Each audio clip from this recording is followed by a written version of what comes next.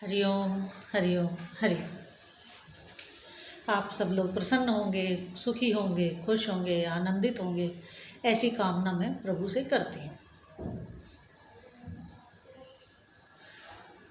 आज की चर्चा एक योगी राज जी पर है,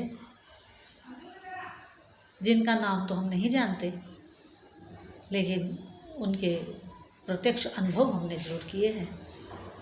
लेकिन इस चर्चा को आगे बढ़ाऊं, मेरा आपसे निवेदन है कि आप मेरे इस YouTube चैनल को सब्सक्राइब करें, लाइक करें और शेयर करें। धन्यवाद। आज की हम जो चर्चा करने जा रहे हैं वो एक सिद्ध योगी की है, और वो योगी राज हम नहीं जानते कि कौन है। हमें ज्ञात भी नहीं कि वो कौन है, लेकिन वो निर्विकल्प समाधि में जरूर हैं। वो निर्विकल्प समाधि में हैं और उनके शरीर से जो तेज निकल रहा है वो भी दिव्य है। और आप जानते ही होंगे सब लोग, या कोई नहीं, कुछ लोग नहीं भी जानते होंगे, कि हर मनुष्य, हर व्यक्ति का जो ब्रह्मांड से जो एक हमारा क्या कहते हैं अटैचमेंट है ब्रह्मांड के साथ, वो है सिल्वर कॉर्ड से, जिसे हमारे शास्त्र रजत रज्जु कहते हैं और इंग्लिश में उसे सिल्वर कॉर्ड कहा जाता है। और वो सिल्वर कॉर्ड हमारे ये ब्रह्मरंध्र है, ब्रह्मरंध्र से हमारे उससे जुड़ा हुआ है, ब्रह्मांड से, हर मनुष्य का। ये कोई किसी पर्टिकुलर व्यक्ति की बात नहीं है, किसी विशेष संप्रदाय या किसी विशेष उसकी भी बात नहीं है। सभी का, जितने मनुष्य हैं उनका सबका ब्रह्मांड से एक जो जुड़ाव है वो सिल्वर कॉर्ड से है। और वो सिल्वर कॉर्ड हमारे यहाँ से वो दिखाई नहीं देती, ये एक अलग इशू है, लेकिन है सिल्वर कॉर्ड से, रजत रज्जु से हम बोलते हैं। और जिस समय उसका लिंक टूट जाता है तो मृत्यु डिक्लेयर होती है। अब वो परिभाषा भारत में नहीं है, तो भारत की संसद ने डेथ डिक्लेयर करने का जो डेफिनेशन दे रखी है उसी के अकॉर्डिंगली होता है।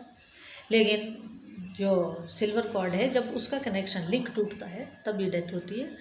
तो वो जो योगी राज जी हैं उनकी सिल्वर कॉर्ड बिल्कुल क्लियर दिखाई देती है, ब्रह्मांड से जुड़ी हुई। तो वो योगी राज जी का नाम हम नहीं जानते, और लेकिन उनकी कृपा, उनका सानिध्य हमें प्राप्त होता रहता है। मैं आपको एक घटना बताती हूँ। ये बात है 2006 या 2005 की, 2005 या 2006 के बीच की ये घटना है जो हमारे साथ हुई। और वो घटना ये है कि हम लोग दोपहर का भोजन 11:30 से 12:30 के बीच में कर लेते हैं। तो दोपहर का भोजन करके मैं और मेरी गुरु माता, हम दोनों अपने विश्राम कक्ष में थे और हम विश्राम कर रहे थे। 2-2:30 बजे के करीब हमारे मोबाइल पे एक रिंग आई, घंटी बजी। जब उसे उठाया तो नंबर बहुत अजीब सा था, अजीब सा नंबर था। लैंडलाइन नंबर था, लेकिन 5 डिजिट का था या 4 डिजिट का था, ऐसे ही कुछ था, जबकि उस समय हर नंबर के आगे 2 लग चुका था। अब नंबर बहुत अजीब सा था, मेरी समझ में नहीं आया वो नंबर, और उसकी बेल भी 2-3 बजी, इससे ज़्यादा नहीं बजी घंटी उसकी। तो जो उसका एसटीडी कोड था उसको मैंने देखा और मैंने टेलीफोन एक्सचेंज में फ़ोन किया। एक वर्तवाल जी थे डीओटी एक्सचेंज में, उनसे मैंने फ़ोन किया और उनसे पूछा कि ये जो एसटीडी नंबर है, एसटीडी कोड है, ये कहाँ का है। तो वो एसटीडी कोड उन्होंने बताया कि ये रानीखेत का है। मैंने कहा ठीक है। तो फिर मैंने पूछा कि ये नंबर मेरे पास आया है, ये कहाँ का है? तो उन्होंने बताया कि ये नंबर तो बंद हो चुका है, बहुत साल पहले का नंबर था, अब ये नंबर नहीं है, अब बंद हो चुका है ये नंबर, अब उनका नया नंबर है। लेकिन हमने कहा कि ये नंबर है कहाँ का? तो उन्होंने मुझे बताया कि ये कपूर लॉज का नंबर है और अब ये नंबर बंद हो चुका है। तो मैंने कहा कि क्या नया नंबर मेरे को अवेलेबल हो सकता है?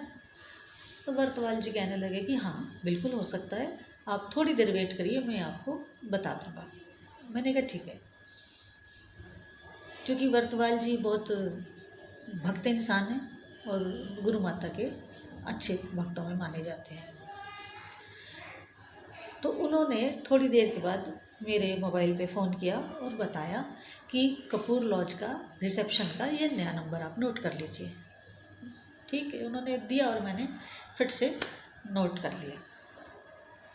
फिर मैंने अपने मोबाइल फ़ोन से उस नंबर पर मिलाया तो कपूर लॉज का नंबर था।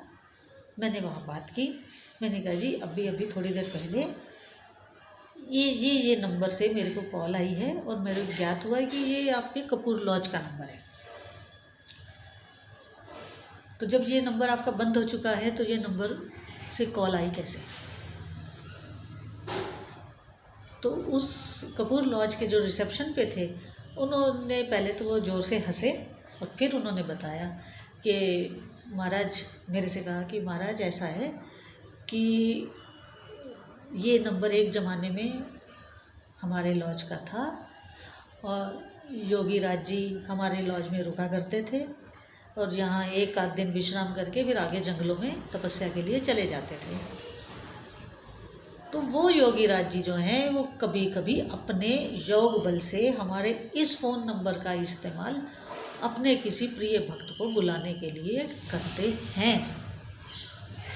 यानी वो नंबर बंद हो चुका, वो नंबर इस समय एक्सचेंज में भी नहीं है और दूसरा नंबर है, उसके बावजूद स्वामी जी अपने तप बल से उस पुराने नंबर से कॉल कर सकते थे। ये है योग की शक्ति और ये सच्ची घटना है जो हमारे साथ हुई।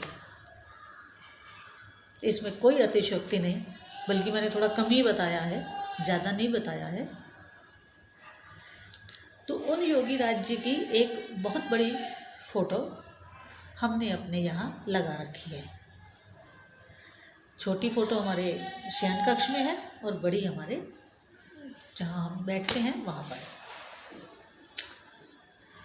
एक बार हमको 8-9 महीने के लिए लखनऊ जाना पड़ गया और हम लोग 8-9 महीने मैं और गुरु माता लखनऊ में रहे और पीछे से हमारा यहाँ का स्थान बंद रहा, लॉक लगा के गए थे।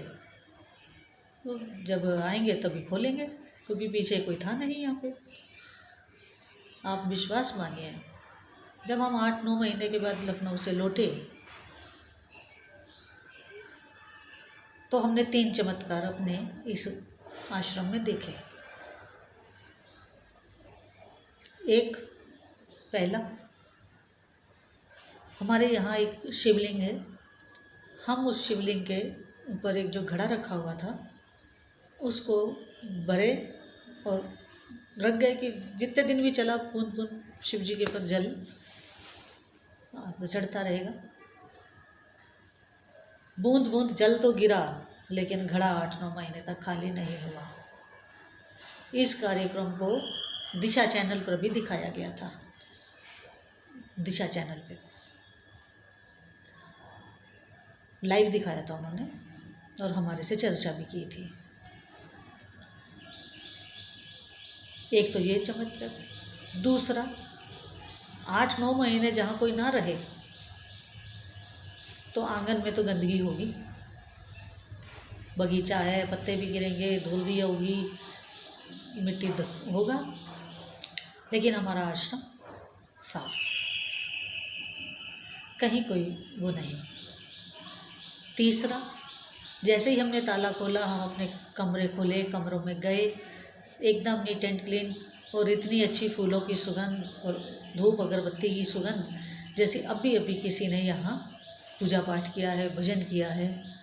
तो आप यकीन मानिए कि जब हम इतना अंदर आकर के ये सब देखा और वो योगी राज जी की कृपा का अनुभव किया, तो आप विश्वास करिए कि हम इतने आत्मविभोर हुए, इतने प्रसन्न हुए कि मैं आपको उसका वर्णन नहीं कर सकती। अब क्योंकि बोलते बोलते मेरा मन अपना वैसा हो रहा है, मैं इससे ज़्यादा बोल भी नहीं पाऊँगी। धन्यवाद। हरि ओम, हरि ओम, हरि ओम।